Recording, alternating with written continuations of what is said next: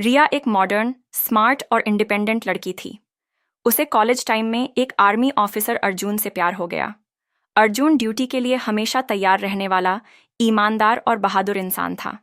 लेकिन जब रिया ने अपने घर वालों को उसके बारे में बताया तो उन्होंने साफ मना कर दिया। फौजी, वो तो हर समय बॉर्डर पर रहता है, तुम्हारा क्या होगा?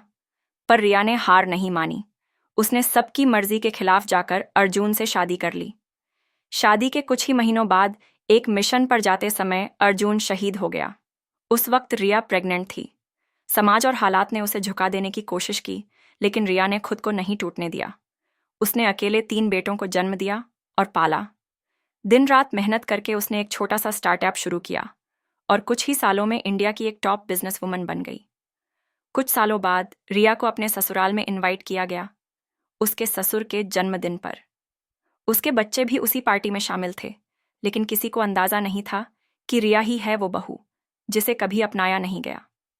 रिया ने आम गेस्ट की तरह वहां जाना चुना ताकि किसी को उसके स्टेटस से जलन न हो। जन्मदिन की पार्टी में जब उसके ससुर ने उसे देखा तो पहचान ही नहीं पाए। तुम कौन हो? रिया ने कहा। वही जिसे आपने कभी अपनाया नहीं, पर आज जो कुछ है उसी वजह से है। तुम ये गिफ्ट देखकर क्या जताना चाहती हो?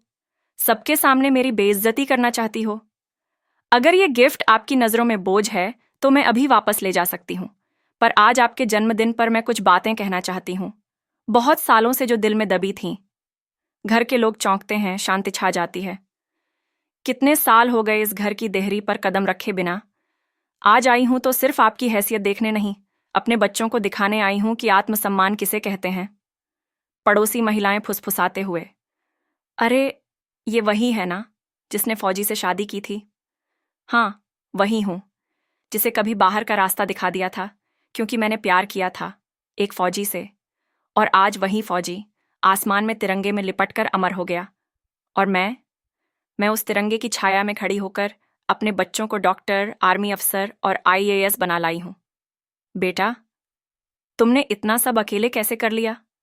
क्योंकि मुझे किसी की सहानुभूति नहीं, अपने आत्मसम्मान की जरूरत थी। कभी आपके घर की बहू नहीं बन सकी, लेकिन अपने बेटों की मां जरूर बन गई और उन्हें वो इंसान बनाया जिन पर आप भी आज गर्व करेंगे।